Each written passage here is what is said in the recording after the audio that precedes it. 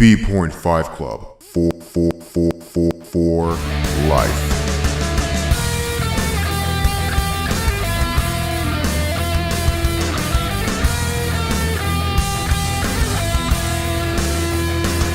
Welcome. It's time to play the podcast. Hey everyone, welcome back to Wrestling Defenders, presented by the Bpoint5 Club. It's been a while. Yes, it has, because WWE does not understand the fact that we have fucking lives. At this point, at what point does that just become part of the intro? Where we just say, it's been a while, WWE doesn't realize that we have lives? You know, in Vince McMahon's crazy circus that we call the WWE, time has no meaning at all. It really doesn't. The only thing that has meaning are strong Samoans in Vince McMahon's time. And also titties. Also titties on Samoans. And also girls kissing Vince McMahon while his wife watches. That's just how he does it. I mean, if I owned a company, $1 billion company, wouldn't you do that sometimes a little bit? I honestly wouldn't, because I have 4 sisters, and my mom would accost me for that. I have no sisters. I can do whatever the fuck I want. There you go. But Alex, I'm a little sick. You're a little tired. I think we're all a little tired, but we're here, damn it. We're here. We're here. For you people who don't seem to appreciate us enough, that through the sickness, through the cold, through the tired, we come here. We're turning heel on the audience right now. We're turning heel on you. If I had a steel chair, I would bump the fuck out of this microphone. I would take a Lucille and just do you like Glenn and just bam. Damn, I would fucking do a tope, a spinny tope, through the ropes onto the people. I would do a Hurricane Rana, even though I'm 6'3", and that probably really wouldn't work out all that well. You would die. I would die. Maybe if I was in better shape, I could do a Hurricane Rana. I'm like 5'7". Yeah. Yeah, I totally could. Yeah, totally. Absolutely. And then I could just do big boots.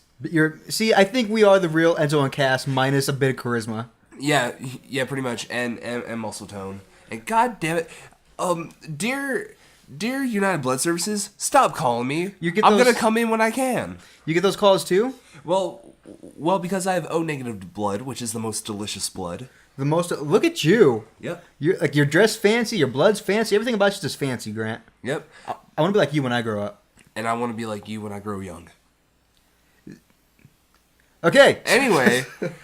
So we have some wrestling to get to, goddammit. We have about, what was it been, like 2 months of wrestling to go through? I think the last one was SummerSlam. Yeah, but which hang on. Congratulations to the Chicago Cubs and CM Punk, because that seems to be the only win he's gotten recently. Yo.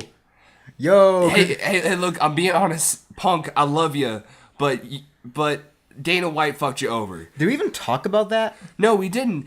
But, I mean, everyone kind of knows, but if you want my perspective on it, Dana White kind of just fucked CM Punk over. Because it's basically like, oh, here's a guy who's really high profile, let's put him in the octagon.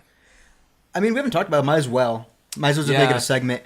I'm not an avid UFC watcher, and I think he was just targeting the audience that was people like me. Yeah, the casual fan. Kind of like how whenever WWE brings in someone like Trump or Snooki. Yeah. While it may make like hardcore fans like us cringe, the casual fan Joe Schmo is going to be like, oh, Donald Trump is on Monday Night Raw. Let's see what this is about. Yeah, and the whole CM Punk thing was just, it was awkward, kind of weird, a little bit disappointing. I mean, props to him. He wanted to fight. He got a fight. Yeah, and he's doing what he wants, and I applaud that, frankly.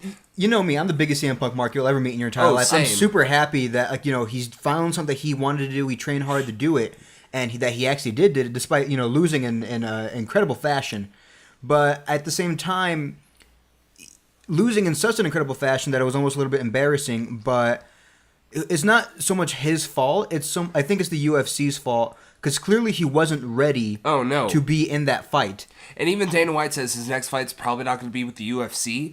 Dana White, I'm sorry, but as a businessman, what the fuck? No, I think it's just like CM Punk got pretty fucking handled and destroyed fairly easily. And I don't think he's saying like, oh, we won't have a CM Punk back, because he's not a draw anymore. He's going to be a draw. I think it's just so much the fact of like, the UFC is the big leagues. Maybe someone wants to start like, Bellator. Yeah. Something like that. Yeah, I could see him fighting in Bellator and kind of doing well. I think he needs to drop weight classes, though.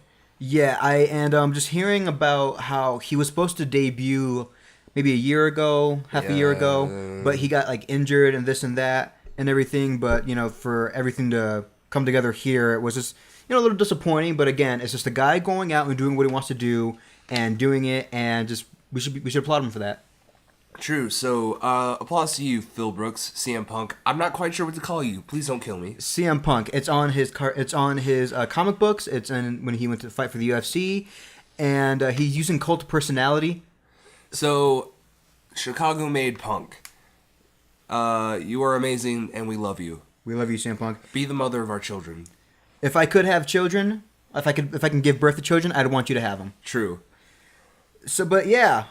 So anyway, into the actual wrestling. Into actual wrestling. Since we weren't able, it's been a while since the CWC concluded, and the last time we had, a review of it. We're just gonna do a bit of a retrospective on the whole thing in general. Yeah. Just spoiler alert. T.J. Perkins won. Surprisingly, to my surprise, well, not so much like after I learned some things that Kota Ibushi, wasn't going to sign. Yeah. At that point, I kind of knew that he wasn't going to win. And then also, I kind of took it upon myself. I mean, it was 2 a.m. and I couldn't sleep, so it was more so like me being bored. But I looked up a lot of T.J. Perkins's past wrestling, and I'm not surprised. I mean, he was the first guy to play Suicide on TNA. He's been the first, like he has a very long career, and it makes sense that he would want to get to that next level. A part of me is a little disappointed that Brian Kendrick didn't win it. At the time, in the moment, I was really bummed out that Brian Kendrick, I was super into his story. And that's the whole story of the CWC, is that CWC was awesome in that every wrestler, when they did those backstage interviews and promos or whatever, it felt real. When you watch Raw or SmackDown, does it feel real? No, it doesn't. So when you watch the CWC, it's like, oh, these are real guys telling real stories and just having... Maybe some matches are better than others, some matches are worse than others, but at the same time, you have to commend the realness of it. And see, Alex, here's my one retort with that, is that after the Cruiserweight Classic, they were like, oh, Cruiserweight division's coming to Raw. So in my mind, I'm thinking, top 8 guys go to Raw. Mm-hmm. But no, Brian Kendrick was there, who only made it to the top 16. Cedric Alexander was there. Also, like, what? Was Cedric Alexander top 8? I want to say yes. Okay, but it was a bunch of guys like, who's that one guy who just holds out his hand and, like, that's his thing? And he wears, like, a weird Mongolian, like, coat. Oh, Drew Gulak? Yeah, Drew Gulak. I didn't even remember he was in the goddamn tournament. Fucking Noam Dar. Ooh, yeah. Does that sound like I just made fun of you? His name sounds like you're making fun of someone. Oh yeah, Noam Dar. Yeah, Noam Dar. But yeah, like all these guys, I think they just picked up guys who they were basically. I feel like this was a way to show off new talent that they had been wanting to debut, but they didn't want to go through the trouble of putting them all on NXT. My feeling of the cruiserweights in general is just that yes, Raw is longer than SmackDown. It's 3 hours compared to SmackDown's 2 hours. But I think SmackDown, like after the brand split, needs something special about them. And you know what? I think they do have that speciality when it comes to them actually focusing on the wrestlers. Because at first you saw Shane McMahon and Daniel Bryan out there every week because they need to establish things. Mm-hmm. And they did that for the first 2 pay-per-views. But now they actually have... they actually don't need to come out every week unless it's necessary, which I really personally like. The thing with the Cruiserweights is, besides like fighting over the title, there's nothing else going on. The program TJ Perkins and Brian Kendrick had was amazing. I loved it. It told a great story. It was short and sweet, but doing these 6-man tags where, oh, everyone's a good sport. I mean, I agree with it to an extent, but at the same time, there has to be some type of push and pull. I don't want to, I think at some point it's almost like the women's division a little bit, in that you can have the quote unquote main event cruiserweight where they're fighting for the title, yeah, and just have like a little story on the side. Maybe something like Drew Gulak doesn't like Noam Dar because he's shit in his Cheerios one morning. Something, yeah, you know what I mean? Just yeah, and like that'd be cool, but it doesn't seem like they're going that route. No, and so. I'm just kind of bummed out because, like, even like 2 weeks into their main roster debut with the cruiserweights, they were already cutting them off to Hulu. Yeah. Because I think at that Hulu that I'm talking about, they had 2 cruiserweight matches. One of them was really awesome. The other one was just like the crowd was kind of dead, so they kind of cut them off.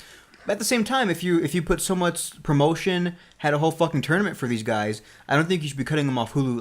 Like yet. Well, you know what I mean? Well, and then also with Hulu, it's hard because you're cutting off half of Raw. Because Yeah. Raw's 3 fucking hours. And whose fault is that? Not mine. Who do you think? But WCW's. yes, let's blame Vince Russo Listen, and Jim Cornette and Jim Ross. at this point, it's scary the comparison of WCW and WWE right now in 2016. It's a bit fucking scary. Yeah, I mean, with storylines, yes. Company size-wise, no. I remember like before WCW crashed, they were the biggest wrestling company. True. Even like bigger than WWE. I know like they always fucking talk about like, oh, they were bigger than us, and then we somehow won.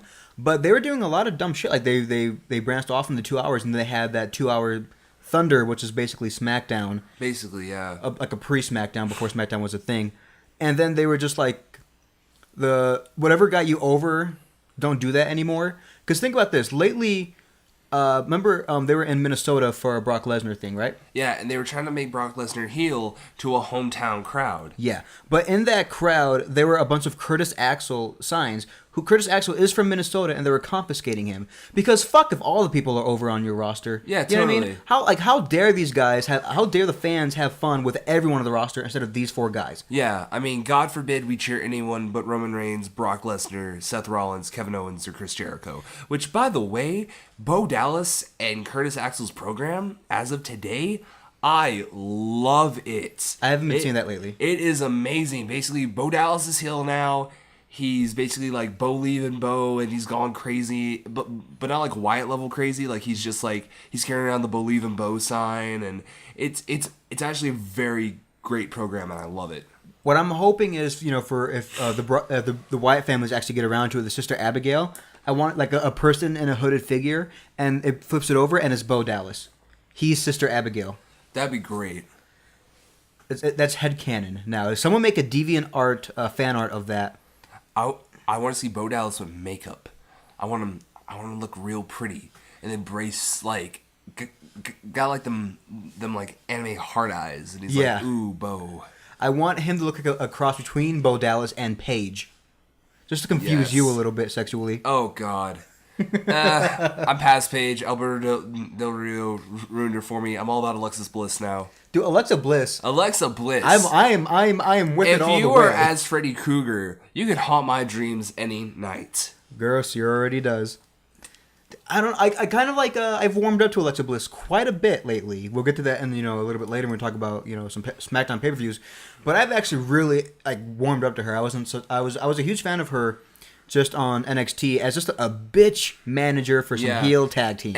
And I love this because like with the brand split we've seen a lot of people fall off, but a lot of people have risen to prominence that I didn't even care about. Like Alexis Bliss, like Becky Lynch whenever the brand split started, like Sasha Banks, because I got kind of tired of, just like all the inconsistencies with storylines with these new guys.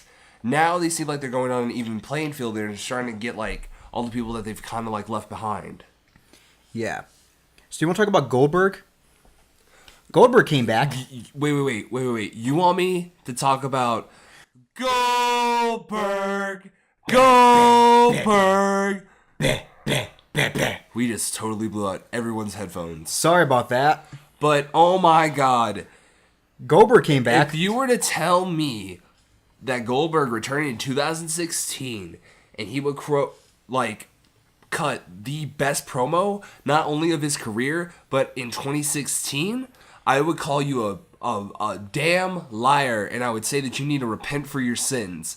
But oh my God! I watched that promo, and when you think of before 2016, before the rumors of his comeback, when you think of Goldberg, do you think mic specialist? Hell no. You couldn't even think of him as a ring specialist. I think of guy who spears people. And jackknives people. That's basically it. A guy who got electrocuted by Scott Hall and lost all momentum immediately. I just found it really fucking funny because he's in a program with Brock Lesnar, obviously. Yeah. People are so fucking excited about a rematch of the shittiest WrestleMania match possibly of all time. Yes, but with his promo, he put it in perspective, and he was like, look, maybe I should just walk away. I left on such bad terms, maybe I should just leave. And then he was like, you know what? No, because I miss being a superhero to people. And you know what? He acknowledged what a lot of wrestling fans see wrestling is. It's an escape. It's a way to see larger-than-life figures in real life. Mm-hmm. And he kind of acknowledged that. And he's like, I want to do that for my son and kids and everybody else. Because people see me still as Goldberg. They're not going to see me as anything else. So I want to leave that good impression. And I am more than willing to welcome that. You talk about his kid, his son. When he came back to do a promo and he introduced, there's my son and my wife in the crowd, and the camera, switches to them, his son dabbed. And I laughed forever. I would like to think punishments in the Goldberg household are not like spankings or timeouts. It's just spears and jackhammers. Like, son, come here. I thought I asked you to clean out the litter box. He just kicks him, fucking hoists him up, and then jackhammers him onto the, not even on the bed, on the hardwood floor. Yeah, exactly. And then and then like before, like instead of getting a switch or a belt, he puts on those black tights and the pads.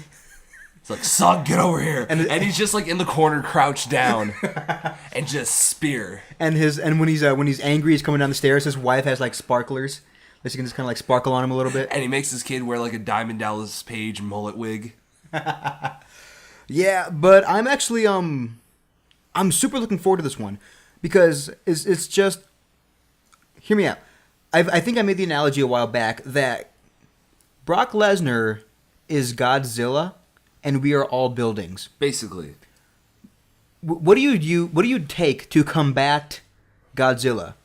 King Kong. Yes. At Survivor Series, we are going to have Godzilla versus King Kong. And I am excited for it. I want it to be goofy. I want it to be more than just a head and arm lock. I want it to be more than two dudes almost kissing a little bit. But I do want Steve Austin to come out and start stunning everybody just a little bit. That would honestly be great. And he's like, you guys dragged me into this terrible WrestleMania match. Well, stunner. And that, my friend, will be the catalyst of a Stone Cold return. 25 years after he retired. It hasn't been 25 years, like 13. No, I wouldn't say 13. I thought like he was like a WrestleMania 19. No, that was WrestleMania 19. Holy fuck! Wow, he's old.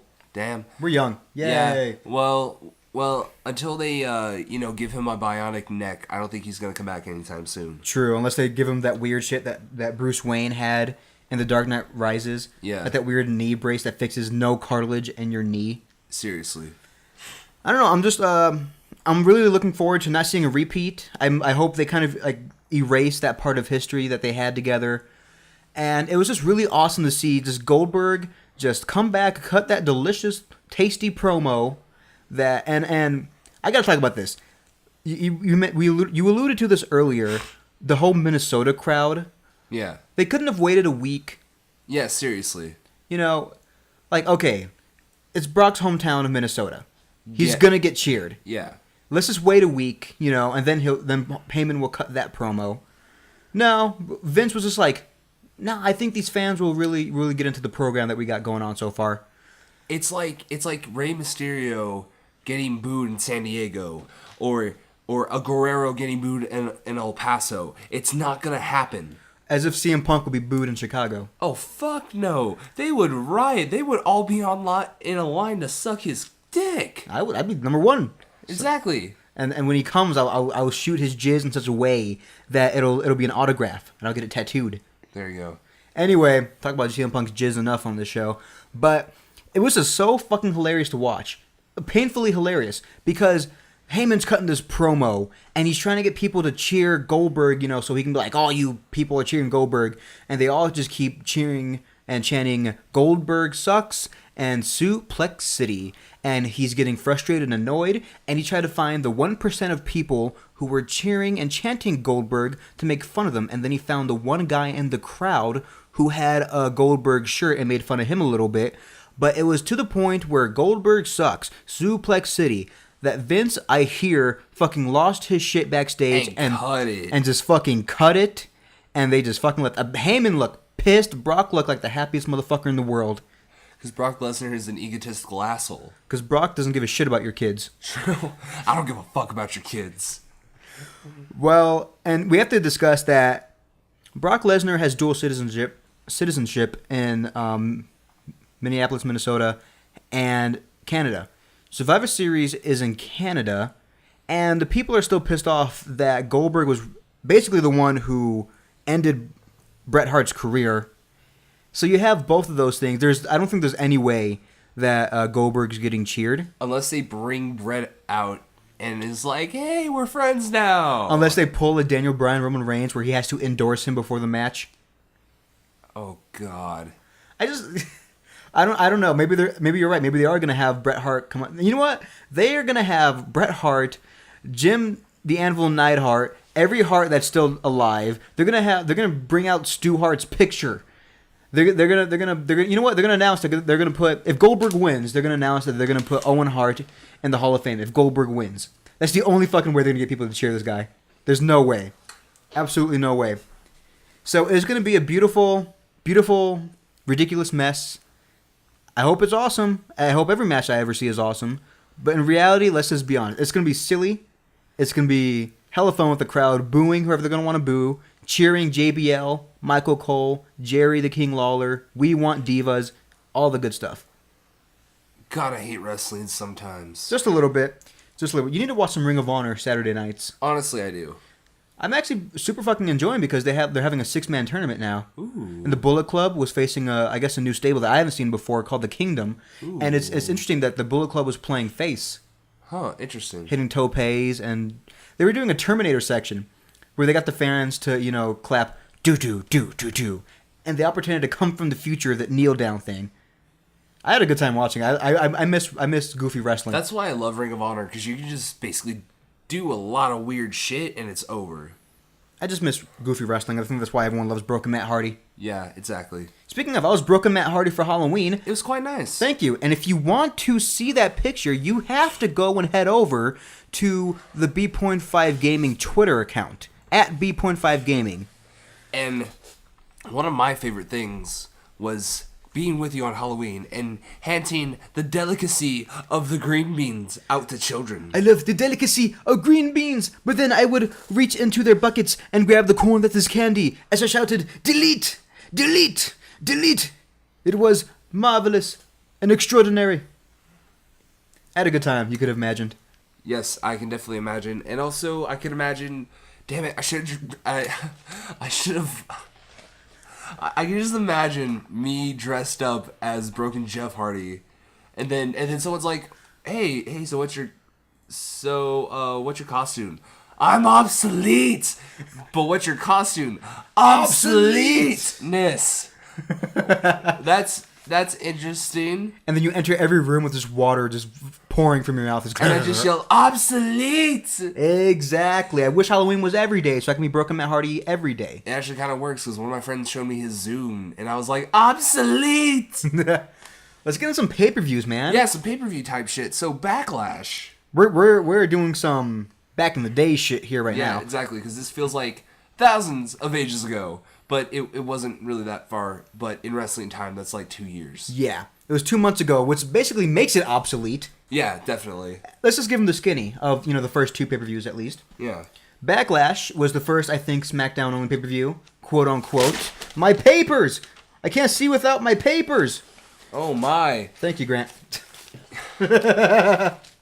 Anyway, was there only, they kept saying, oh, it's the first ever SmackDown exclusive. No, it isn't. Did you forget, 2002 to 2010? Yeah.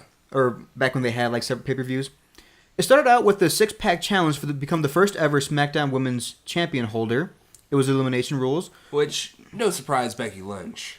I was a little surprised because I heard Nikki Bella was coming out. Nikki Bella was coming back, and, they have the hard-on for John Cena, and John Cena's on the same brand. You don't think he was like, hey, come on now. Give my girlfriend a little chance right here. No, I think John Cena has more important shit like American Grit to forgot film about that. And worry about. And did you see on Halloween that John Cena was Nikki Bella and Nikki Bella was John Cena? It was so disturbing. And they called her Nikki Cena. That's the only time in her entire life she's ever going to be called Nikki Cena, so I bet she played it up really well. Oh, damn! Damn, Alex. Not even going to put a ring on it. Shit. Nope. I hope she loves wrestling. That's the only ring she's going to get. Anyway. I call like I see it, my friend, and I... God damn, guys, if you stop hearing me talk, it's because I passed out from all the fucking salt because I had a heart attack. Yeah. Jesus. So in the six-pack challenge, you had Nikki Bella, Natalya, Naomi, Carmella, Alexa Bliss, and Becky Lynch. I'm looking back in retrospective and, and benefit of hindsight, everyone in this match really did look like a star. Yeah. Everyone was like, oh, the women's division of SmackDown is kind of lacking. But I think in that each woman has their own thing they can do, and that, they stand out a little bit more than the others. And in different portions of this match, people, they look like stars. This match was fun. Oh, yeah, definitely. Everyone got their shit in at some point, I'm tired of Naomi doing that weird kick that she does. You know what I'm talking about? Like the kia. But is it better than the rear view? Yeah, I'd super take the rear view, because if I jumped really high and hit my ass in your face, that would hurt a little bit, right? Oh, yeah, of course. Would it not be a little bit goofy if I was just like doing the Liu Kang bicycle kick thing mid-stands? I don't know how to describe it. It's like one foot goes up, it comes back down, another foot goes up and goes back down, and repeats it forever. It's weird. I love Naomi, but it's weird. She's just trying to get those combo hits, man. She's trying to get those combo hits in and get that XP to get some coins.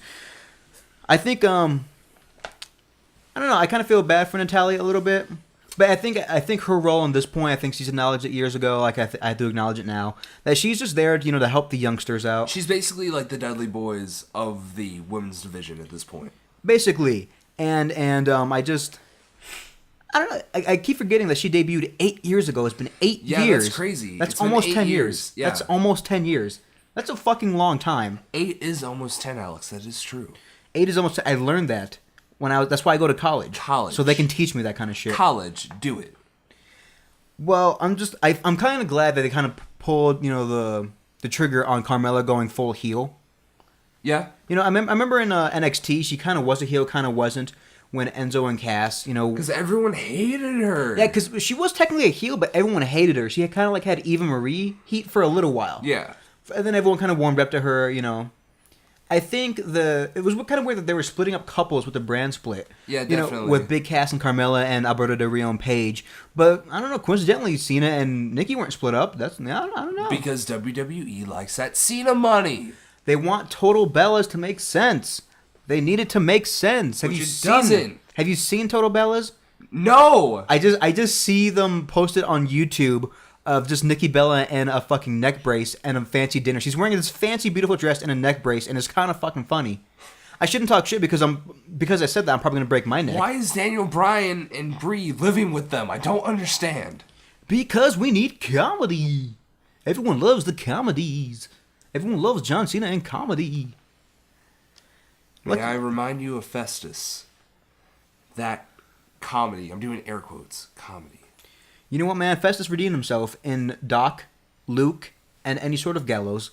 True, and then also Vince McMahon forgot who the fuck Festus was. I think at this point, if you don't have long hair, if you're a big man, you just kind of glom into one thing. I bet he passed him now, with his bald head and his goatee. Like, hey, Big Show, how you doing? I don't know. He's racist. He's racist against white people. You heard it here, folks. Vince McMahon is racist against white people. No, Vince McMahon is racist against poor people. Maybe that's why he didn't like Zack Ryder. True. But you know what? Zack Ryder is rich in fans. Yes. 4 years ago. He is. Of course. Anyway, long story short, just Becky Lynch won in a really fun match. It was just way more fun, going back and watching it. She's the first ever SmackDown Women's Champion. Her first program was with Alexa Bliss. I'm just excited to see Becky Lynch against Alexa Bliss because like I said, Becky Lynch has that good. She's a last kicker, which is a dumb gimmick, but she's fire. She's hot fire. She spit hot fire. With that hair, though. With that hair, and Alexa Bliss is just a bitch, and True. I love her for that. True. Yeah. Moving on, and that's where I realized that David Otunga was on commentary, and he would be on commentary forever. And everyone cried. And everyone cried forever. And then on this show, they showed Bray Wyatt attacking Randy Orton, so he wouldn't be able to go into that match later. The Usos versus the Hype Bros. In my notes, I wrote, don't care, Usos won. Moving on, we had Dolph Ziggler versus The Miz for the IC Championship. They had Miz bitching at Daniel Bryan before coming out, which I thought was going to lead to a program or an interference, something. But apparently they're just not going to do that anymore. They're just not going to bring anything up to it. Like, they can just have Daniel Bryan like, you know what, Miz? You're a piece of shit. You're going to be in a match, like a 1,000-on-1 handicap match. Something, but they just didn't do anything with it. Yeah, no, Daniel Bryan as an authority figure, I understand he's a good guy, but even like one of the most over GMs in the world, Teddy Long, still was like, hey, you're going to be a dick to me? You're facing The Undertaker tonight. Have fun. One-on-one with the Undertaker. With The Undertaker. And then does a little dance. You can't see it. There's one day we're going to have face cam. They're going to see me do the Teddy Long dance. Oh, yeah. Anyway, Miz won, but at first they started, and they did the exact same thing that happened to CM Punk in his UFC fight with the takedown and the headlock. Yeah. There was no way that wasn't like, haha, CM Punk. Yeah, totally. That was not 100% coincidental. No. Solid match. Miz wins. Bray Wyatt versus Randy Orton. Randy Orton is unable to compete. Therefore, Bray Wyatt wins by countout instead of forfeit. That's weird. Or they just don't have the match. Anyway, Kane came out, and they're in a for some fucking reason. In a no-holds-barred match, meaning Hulk Hogan's going to fight the guy with the crooked eye. For some fucking reason. And then Randy Orton came out anyway and RKO'd him, and then Kane won the match as if Bray Wyatt needed another fucking loss at a pay-per-view. And nothing ever mattered again. Then you had the Usos versus Slater and Rhino for the first ever SmackDown Tag Team titles. Can I tell you a story? Yes. Like you said before, the Chicago Cubs won the World Series. It was a fairy tale finish, was it not? Did you watch the game? Yes, I did, and it was like a fucking Disney movie. If you put every Disney writer, every Marvel writer, every DreamWorks, anywhere that does cartoons to make a fairy tale, you could not come up with a better fairy tale than the game, lead up to it. Think of it like this. Remember the Best of 7 series? Yes. With Sheamus and Cesaro? Yes. Sheamus was down, Sheamus was up 3-1, and Cesaro came back, and then they had the tiebreaker match. That happened in real life. Yes. And it was fucking cool. Uh-huh. And then the Cubs won, and everyone was happy. World peace was solved. Everyone ate. There was no more world hunger for a day. What are you getting at here? This was the exact same thing that happened to Heath Slater and Rhino when they won the tag team championships for SmackDown. If this was Raw, they would have had a swerve finish where the Usos won and everyone was sad. Honestly, Heath Slater is one of my favorite wrestlers in the world right now. He's got kids. And I give a fuck about him. We're not like Brock. We give a fuck about his kids. Yeah, totally.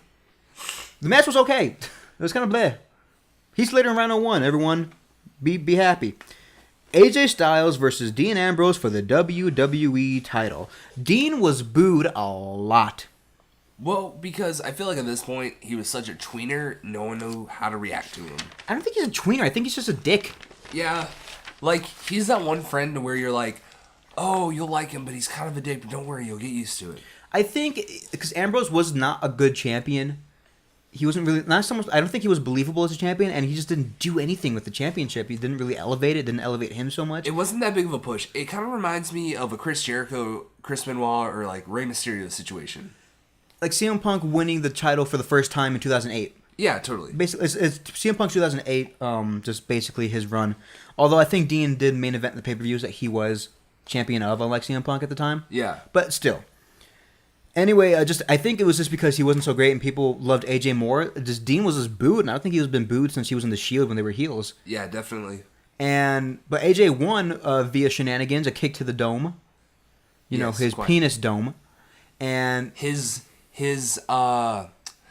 little asylum mate. There you go. Yeah. Yeah, and then he hit him with a Styles Clash that Dean Ambrose refused to fucking do. Did you see that? He was just struggling not to take this fucking move. Yeah, totally. And I'm like, dude, you will die. But he hit it. Remember when James Ellsworth almost died? Oh yeah, because he was a dumbass and didn't tug his head back. No, he didn't. He tucked his chin in. Wherever his chin should be, he tucked it in. Yeah. And AJ, I remember watching in slow motion. AJ looked down, to move, and then so happens a dude was looking right back at him, and in his mind thinks, "Oh shit, I'm looking at a person who should not be looking at me," and so he just kneeled down and mid move saved this dude. This guy is the fucking greatest face in WWE history. He's the greatest wrestler. He's one of the greatest wrestlers of all time. And I love AJ, and that's why I booed Dean and cheered AJ. I'm unbiased here on this channel. Moving on, the Clash of Champions, the quote unquote first ever Raw exclusive pay-per-view. Can I give you my reaction to this pay-per-view in one inaudible sound? Give it. Yeah. Yeah, I don't care. Well, let me do the skinny then. New Day versus the Club for the tag team titles. The Club starts out with a serious beatdown of the New Day. Because remember before they're like, oh, we're doctors, we do crazy things, and it didn't do anything, it was dumb. And then they're like, oh, okay, we got to be serious now. And then they were serious, and it was cool. The New Day won. What the fuck do you do with the Club now? That's the same sound Vince McMahon is making right now. I don't know. But Brian Kendrick versus TJ Perkins for the Cruiserweight title. This one I was really a fan of. Because, oh, yeah, totally. Because TJP is a fucking video game character. Exactly. He's Tekken and Street Fighter. He's totally Tekken, man. He's Tekken, Street Fighter, and Mortal Kombat all in one. He has max HP on his Titantron. Yep. You can select a character. Because his Titantron's like, oh, select a character, and it's always TJP. I wanted to select somebody else just for once. Just like, select, Lince Dorado. And then everyone's just like, oh. All right. Select like Evan Bourne. He comes out high as shit. Fucking Matt Sup, Bourne. Guys? I'm getting high in the ring when I does a shooting star press. Anyway, TJP won, and the crowd was surprised when Brian Kendrick turned heel, even though he was playing heel the whole night. Yeah, he's been heel since the tournament. That's fucking weird that they were just like, oh, I can't believe that a heel turned heel. Because a lot of the fans who watch Monday Night Raw don't watch or pay attention to anything else WWE puts out, which is stupid as shit because then you don't get the full experience. That's what I'm saying. I think there is a diminishing of it's like what's the word I'm looking for? There's a dilution of what these characters can do, and they're just kind of giving them shit. It's the typical Raw, just kind of writing a little bit. Yeah. Because hear me out. Just fucking spoilers for the. You know what? I'm a patient guy. I'm patient. I will get to my ranting later. Give me a second, Grant. We'll get there. Anyway, we had Sheamus versus Cesaro for the best of 7 finals. It was a tie. It ended in a fucking tie. How the fuck do you end on a tie on a best of 7? That is because they gotta become a tag team, man. I feel like Vince McMahon smoked a lot of bath salts and then wrote all this out. I just numerically it doesn't fucking make sense. How do you end on a tie? You can't. The real story here is that Cesaro tried to do a dive. Like, holy fuck. And then died and came back to life. What is it with Cesaro and Sasha Banks and just being like, oh, my neck will break my fall? Big E, Sasha, Cesaro. What is everyone just like doing? Like I said it before. Wrestling used to be where you did something that didn't hurt and pretend it did. And now you're doing something that hurts and pretending it doesn't. Stop trying to kill yourselves. I want you to be around for 10 years, 100 years. Stop trying to die for my entertainment. That's why I watch The Walking Dead. We let other people die, okay? You know what? I shouldn't lie to you. I didn't even watch The Walking Dead, but you get my analogy. Yeah, totally. Fuckers. Then we had Sami Zayn versus Chris Jericho for Kevin Owens' love. Apparently. Jericho won, rightfully so. This match was good, but hella sloppy. They were botching everything left and right. I mean... I feel like they don't know what to do with Sami Zayn anymore. They really don't. And it's funny because, like, remember they had the whole deal, like, oh, Sami Zayn versus Kevin Owens. And it's the last you'll ever meet. And it's the biggest rivalry in the world. And Sami Zayn won. He's the best. Kevin Owens is the champion. He's getting the push. What's Sami Zayn doing? Fighting for his love. It kind of reminds me, like, not as extreme, but it reminds me a lot of the JBL situation where he did the Nazi goose walk in a house show in Munich. Yeah. And then he got the championship a month later. Like, the fuck? Racists. Vince McMahon hates Canadian white people. That's why he loves Kevin Owens and hates Sami Zayn. I know what I said. Anyway, just super sloppy as hell, and I don't know, but it was still good. But I just don't know where they just crossed the wires, crossed the beam, something. Then we had Bayley versus Sasha Banks versus Charlotte for the women's title, with Dana Brooke at ringside. Now, if it's triple threat, why didn't Dana just fucking interfere the whole time, forever, always? Yeah. It's just... Why is she only interfering in just parts of the match? Their whole program got ruined for me after Hell in a Cell, and I'll tell you why. We'll get there. When we get there. Charlotte won with a big boot. Has that ever happened before? Or since? Or is that just a move to do a move? Besides Big Cass. No, I meant for Charlotte. Oh, no. I mean, I guess she has long legs, but just I've never seen it before or since. Anyway, Charlotte won. Roman Reigns versus Rusev for the U.S. title. I was sad because I knew Rusev was going to lose, Roman was going to win the title, but I kind of didn't want to. You know, it's kind of like your child going to college. You knew it was going to happen someday. You were just dreading it a little bit. inside. You know what I mean? And then your child gets jobbed out. And then your child gets jobbed out a little bit. And you don't want your child to be jobbed out. You want him to get a job, but not do a job. Exactly. But here's my thing. Roman is in the Accolade. And you know how Roman does that weird head shake thing? Yeah. Rusev did the Accolade in a way that his hands are covering your mouth, so you can't give up. But if you can nod your head yes, you lose. Roman was doing the head nod thing, but the ref didn't disqualify him. I would just assume that was like him giving up. But the ref is a racist, and he is biased. You remind me of every YouTube commenter ever. But he's racist. I don't know what to tell you. Everyone is racist to everyone. No. I'm just talking about like with all the plot holes. Well, it doesn't make sense. That's what I'm here for. There's more Grant. plot holes here than the roads and Lost Cruises. That is exactly true. I scared the shit out of myself the other day. We were driving down University, and that place already gives me the creeps because my second day at college, we were in a car accident. Scared the shit out of me. And then we hit a pothole, and then Roman Reigns won the title. I was a little bit more scared of Roman winning the title than I was of the pothole. Roman wins, I guess. Seth Rollins versus Kevin Owens for the Universal title. This match was fucking sweet, but the main story was we are all fighting for Triple H's love. Apparently Triple H's daddy. He is the backing. He is the skeleton of any storyline for any main eventer on Raw. He's like the skeleton. Like everyone has, their meat and their bone, the meat and the muscles and the nerves. But he is the skeleton of it all. It's all around formed him. around him, yeah. Well, Kevin Owens won, But again, they're just doing DX chops, and I'm so surprised Seth is using the pedigree. I thought they were going to do something different with that. Well, they kind of passed it down to him, like officially. Yeah, I don't know. I do not know. All I saw was Triple H fighting Triple H, and all I can think of was Triple H and a Universal title match between Kevin Steen and Tyler Black. Holy fuck. Yeah, I'm indie as fuck, yo. That's more indie than the Iron Heavyweight title, whatever the fuck. The ABCD, EFG, SHK, LMNP title. The one that was held by 3 ladders. That one. Oh, that fucking... I know exactly what you're talking about. I can't fucking think of it. I know exactly what you're talking about. I can't think of it right now. A championship that was won, by the way, by Scott Hall in the past 6 months. How? What? Who... Dude, it was scary when he took a bump at WrestleMania 30 or 31. How the fuck did he win a title? Your guess is just as good as mine, man. Moving on to No Mercy, a pay-per-view that kind of frustrated me a little bit and just its formatting. It was almost a little bit ass backwards when you think about it. It started off with the main event, the quote-unquote main event, of Cena versus Styles versus Ambrose. Wait, it started off with that? Yeah, it started with that. What the fuck? Because they didn't want it to compete with the debate, the presidential debate, which will possibly be the end of the world as we know it. That's a conversation for another day. But. Anyway, that's on our Political Defenders podcast. That's never going to exist. Johnson 2016. It doesn't go on first, so it goes on first, so it doesn't have to compete with the debate. Makes sense a little bit.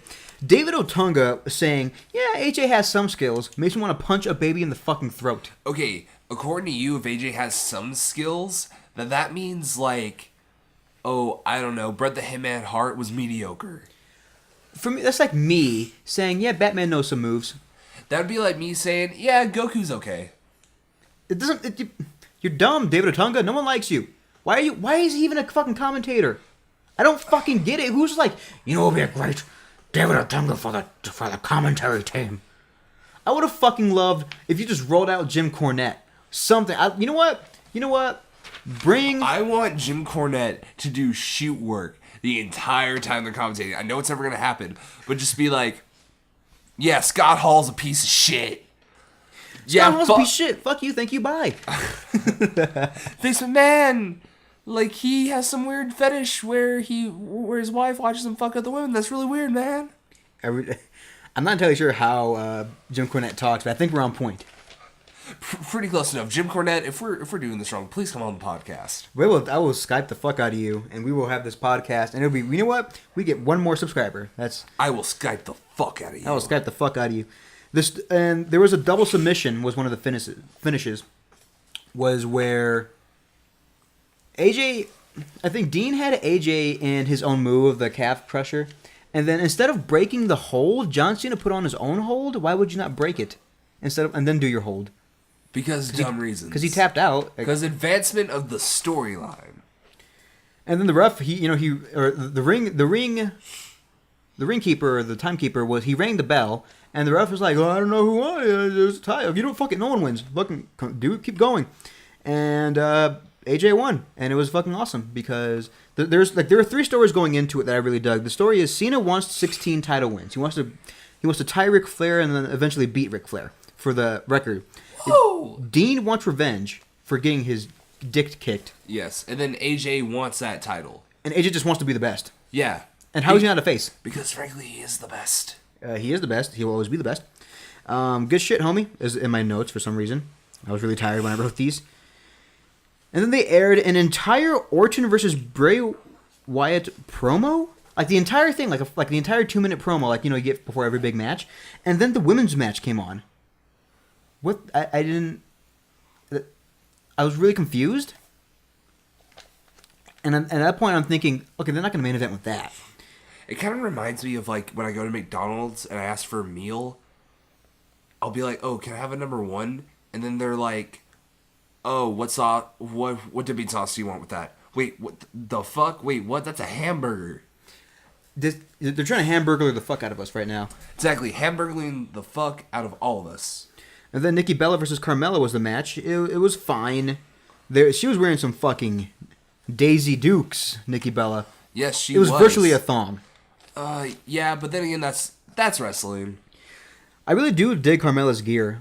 Oh yeah, I love her gear. Just kind of like... I'm just glad she's... Wait, is she done with the moonwalking? I don't know. I think she may be. I pray she's done with the moonwalking. She just becomes a sassy Staten Islander. Have you watched Friends lately? Or remember Janice from Friends? Yes. Oh my god. Chandler Bing. Nikki Bella, I swear to God, I'm gonna re-break your fucking neck.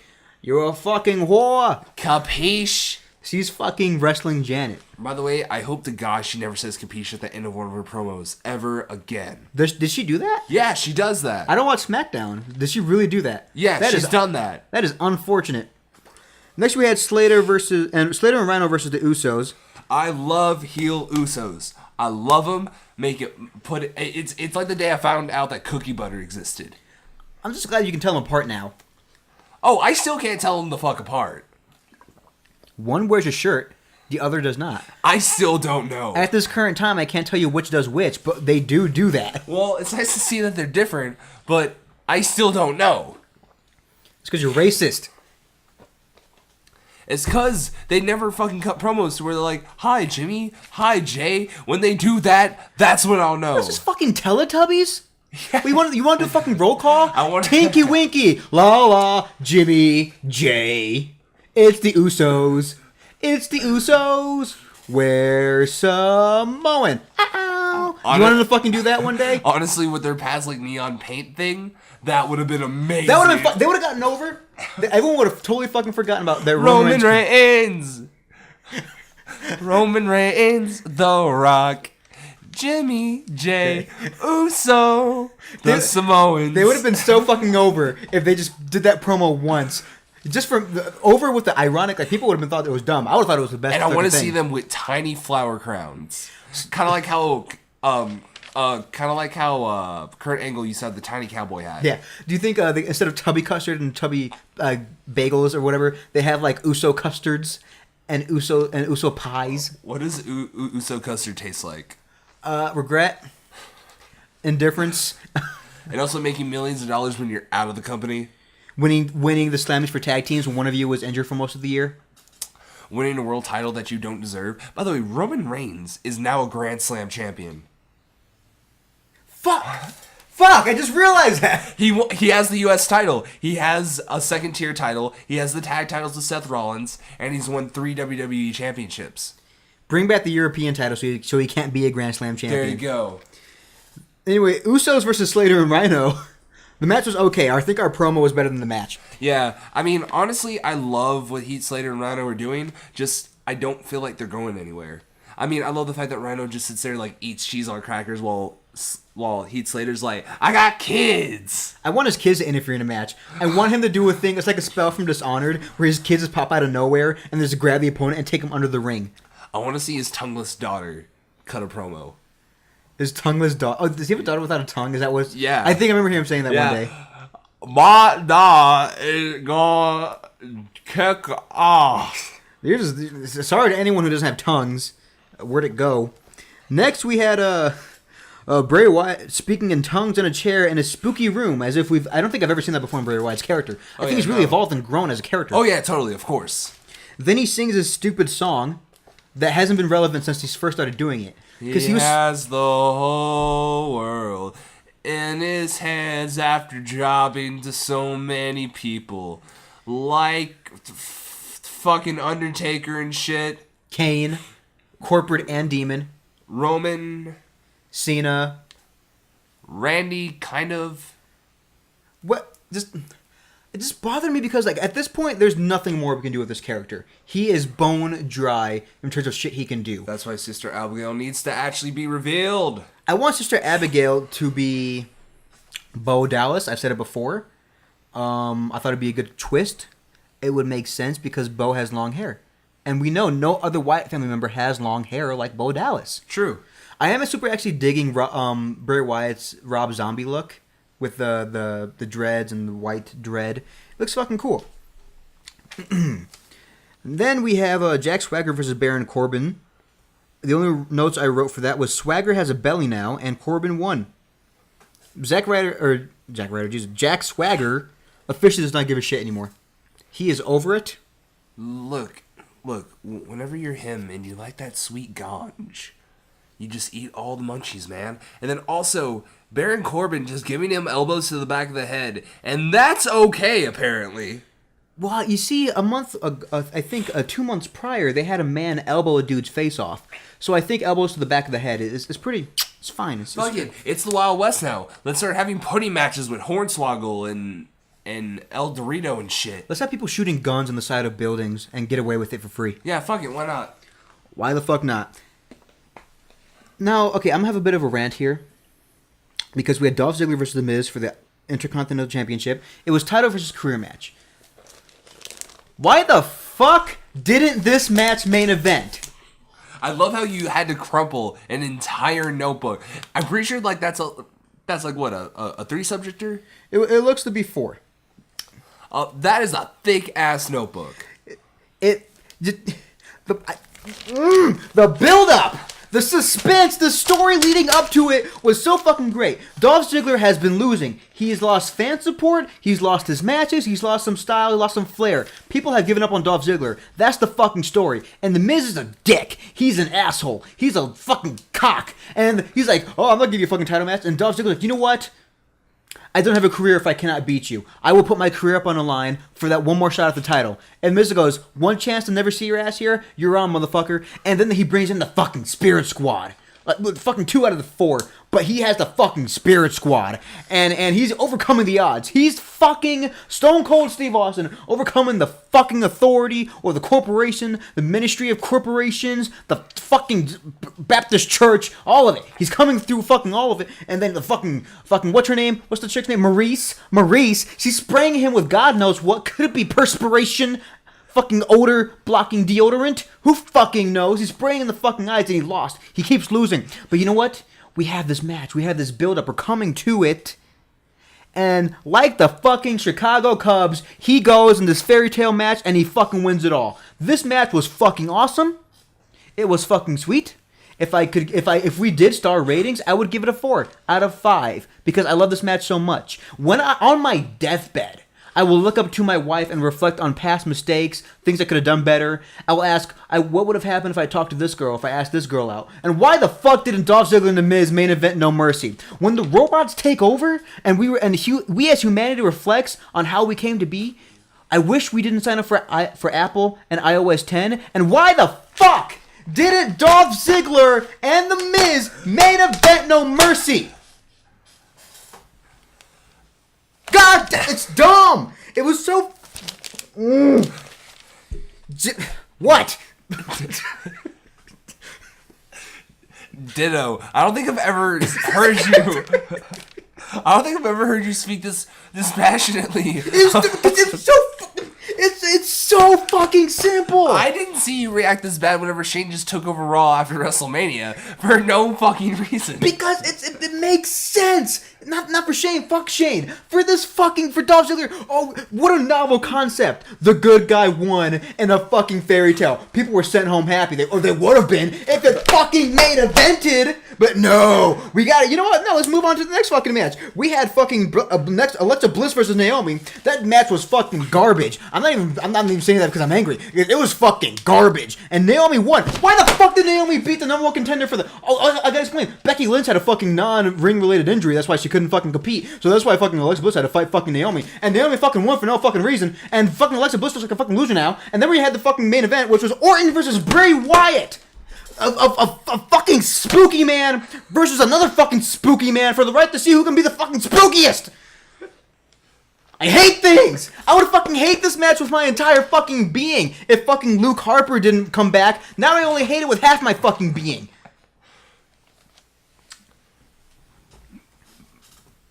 But the real question is, isn't one spooky man versus another spooky man just WrestleMania 31 Bray Wyatt versus Undertaker? No! Because it didn't fucking main event! Who main evented 31? I completely forgot. Was it Roman Reigns 32? It was Roman Reigns and Brock. I can forgive that a little bit because Seth Rollins cashed in. You know what? I'm happier with Undertaker versus Bray Wyatt because Seth Rollins won the title. He cashed in. It made everything better. I went home happy. I didn't fucking go home happy. I was sad. Not spooked. Sexually frustrated. I think we all are, but I mean, all wrestling fans are sexually frustrated. But my question is, now, what do you think about their plans for WrestleMania 32? 33, to have Undertaker face Braun Strowman. You know what? I don't care. Because I thought they were going to do that last year, but Brock humiliated the fucker at the Royal Rumble. If it doesn't fucking main event, I'm happy. If Miz and Dolph are on the card and they don't main event WrestleMania, I'm going to be a little pissed. Just a little bit. I just realized we had one more pay-per-view to talk about, and I think I spent all my energy just... Oh no, I'm going to go off about Hell in a Cell, because I'm going to tell you some shit. Alright, you want to move on to Hell in a Cell? Yes, and I'll be preparing myself here, just... Alright. Okay, you want to start at the beginning? Sure. So, first of all, just hand me your fucking phone. So, starts off with one of the 3 Hell in a Cell matches, because, the feud's not going to end there, because, Hell in a Cell has never been used to finish a feud, like, ever. Roman beat Rusev, of course, because why the fuck wouldn't he? Next, Bayley versus Dana Brooke. Botch fucking city. God damn it. Bayley, the fuck are you doing? The fuck is this? Dana, the fuck is this? Also, why the fuck did Roman Reigns and Rusev go on for 25 minutes to open the goddamn show? Mom's yelling at Dad again. Then we go into the club versus Enzo and Cass because these two aren't doing anything. Let's put them in a fucking match together. Then we have the Universal title, which is not main eventing, which I will get to later. But Kevin Owens defeats Seth Rollins, which, you know what, is fine. But why the fuck is one of your top prizes not at least the first fucking... The last 3 matches on the goddamn card? Then we have Brian Kendrick versus TJ Perkins. This is actually one of the only matches I'm okay with because of the way it was. And Brian Kendrick's story about how he's so desperate to stay in WWE and how he has to do anything he has to do to survive. I like that. I like that very much. But then my bliss gets fucking broken whenever Cesaro and Sheamus go on to the New Day, but it's by disqualification. Look, we get it. You want him to be Demolition's record, but stop shoving it down our goddamn throats. We're full. We're full of this bullshit. We're full of the unicorns and the bad puns, and I get it. The New Day are quirky, and they're over, and they're fucking merch sell city, but at the end of the day, for the fucking wrestling, what is this shit? Then finally, we come to the main event, which... I'm all for progressive wrestling. I really am. I love the fact that a women's match was able to main event. The story going in was amazing. The story was great. They've been playing hot potato with the title. It needs to end here. But to have Sasha Banks lose her title in her hometown in the first women's Hell in the Cell, what on God's green earth are you smoking? This has to be the dumbest decision ever. This is like going 3-1 against the fucking Chicago Cubs or the fucking Cleveland Cavaliers and then blowing it. You blew it. You had the world in your fucking hand like Bray Wyatt's fucking song and you threw it away. Why? Because Sasha Banks got really injured? I get it. But you know what? Finn Balor got injured during his match at fucking SummerSlam, but you still let him go through with the fucking title. And then Vince wants to get all upset like, oh, we don't want this as the main event. Then you know what? Fuck it. Let Vince run WWE into the ground, and then we'll see what happens. Let Hunter and Stephanie, that fucking bitch, do what. Sorry, I don't mean to call her a bitch, but at the same time, look, we get it. You're a heel, but sometimes heels have to be put in their goddamn place, which you haven't been in the past year. But at the end of the day, for long-term story standpoint, what the fuck? You guys understand that there's more wrestling after Hell in the Cell, right? It doesn't just end here. Wrestling just doesn't end. We don't call it and say, well, guys, it's been a great, like, what? How long has wrestling been around for? Like, almost 100 years? Fuck it. It's been a great 100 years. Fuck it. We're going to call it. So Roman Reigns fought Rusev in Hell in the Cell. I agree with everything you said mostly. There was a point in the match where Rusev had Roman Reigns in the Accolade, and then Rusev just slipped out the back, and he just slipped out because why the fuck? Reasons. Because he had it on the steel steps, and I think we're playing good cop bad cop at this point. I'm because the Accolade on the steel steps apparently hurts more for some reason. The club beat Enzo and Cass, which is good because Enzo and Cass don't need another win, but the club certainly do. I do agree with that. The Kevin Owens match was Kevin Owens versus Seth Rollins match was the better of the three, I think. Yeah. Kevin Owens won, which is nice to see a clean. Yeah. Did he win clean? I don't fucking know. Brian Kendrick versus T.J. Perkins in a match that nobody cared about because which is really unfortunate. The crowd was dead. It was dead as shit. Some guy yelled at Brian Kendrick to cut his fucking hair. You fucking hippie. Did you hear it? It was Why buy tickets to this show when you know this match is on the card when you're gonna talk shit about it? Sorry. They chanted boring, which really upset me. Cesaro versus Sheamus. Why the fuck are the New Day? The New Days are faces, right? They're good guys. Correct? Am I correct in my assessment? Yes, you are correct. Why are they winning by disqualification? Because who the fuck cares? Let's break some more records. Let's go ahead and have John Cena put out another rap album and try to beat fucking Eminem's record or fucking Jay-Z or whoever the fuck. I just thought it was interesting that Kofi makes it a big deal to point out the fact that he is from Boston and he didn't wrestle. Because reasons. And yeah, Charlotte versus Sasha Banks would have been a great match. Would have. What the fuck happened halfway through? I don't know. It's kind of like whenever you make a meal for somebody and you're like, hey, all you gotta do, put it in the microwave when you come home, and then they put it in a fucking tinfoil bowl. It's like eating a Kit Kat. You break off one piece, you eat it. It's pretty good. But if you take a bite out of the entire bar, I don't need your negativity in my goddamn life. Yeah. I'm just really upset that Sasha Banks lost in the first... You know what? Can I go back to my Cubs analogy? Yes, you may. It was a fucking fairy tale that the Cubs won. You know, it was great. Everyone went home happy. Do you know how fucking historic it would have been if the babyface won in her hometown in the first Hell in the Cell match for women. And the first pay-per-view WWE main event for women. Wouldn't that have been fucking awesome? But instead, we have to end on a note.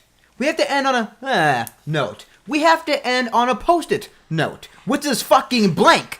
Because we're doing the same old shit over and over again. Stop playing fucking hot potato with this fucking title if you want it to fucking mean something. It's kind of like King Ross on What Culture Says. Same shit, different day. I hate it. Guys, this is why I prefer fucking SmackDown, okay? That's why. Okay, let's bring it all full circle. I like SmackDown pay-per-views more. Just a little bit. Yeah, fuck Raw. Raw has, it has a bit more of a big fight feel, but I go home happy after each fucking SmackDown pay-per-view. Look, I love the list of Jericho, I love Kevin Owens, I love Finn Balor, and I love Seth Rollins, I love Sasha, I love Charlotte, I love Enzo and Cass, and the club. Everybody else, go suck a dick. What about Bayley? She's let me down. Well, that's not her fucking fault. They put her with fucking Dana Brooke. It's like me having a match against Senior Skeleman. If you want to know who that is, watch Too Spooky for Me from the channel last month. That notwithstanding, they put her with fucking Dana Brooke, who is so goddamn awful, so fucking terrible. You know what? I liked her in NXT. On Raw, she can eat shit. She can eat shit with corn from yesterday's good meal. Honestly, the real life TNA drama right now is better than fucking 3 hours of Raw. Do you remember that match where Dana was supposed to pin Bayley with her foot on the ropes? Yeah. But she was out of position, so she just pinned her 1, 2, 3 normally and made Bayley look like a fucking idiot? Yes. Dumb! You know what? Since we're on the subject of being angry at shit, do you remember the TJ Perkins Brian Kendrick match at Hell in a Cell where Brian Kendrick feigned an injury? And he's like, "Oh, something with my knee," and nobody fucking believed him, and no one but TJP was like, "Oh, I don't know. I gotta put my hands in my head. I gotta. You know, I'm gonna go check on him. I'm a good guy. I gotta check on him." And he fucking headbutted him and pinned him or fucking submitted him or tapped him out. I don't fucking remember because TJ Perkins is a fucking idiot. Well, he did play Suicide in TNA. Yeah, his career is suicide now because they made him look like a fucking idiot. Now, if I'm going in, I'm not choosing TJP. You know who I'm choosing? Fucking CM Punk, because I'm gonna pipe. This should just be called the Pipe Bomb Edition. The fucking Pipe Bomb Edition of the Wrestling Defenders podcast. We've been screwing for fucking 30 minutes, I feel. Fucking Christ. You know what? Just fuck it. Why have fun? Why have fun anymore? Why make sense? You know what? Stop watching WWE, unsubscribe from the network for a month, and just watch Ring of Honor to remind yourself, you know what? Wrestling is fun. Wrestling makes sense. Fuck it. Harambe's dead. Donald Trump and Hillary Clinton are running for president. Fucking WWE doesn't make sense anymore. Let's see. What else is wrong with the world? New Mexico State Financial Aid is fucked.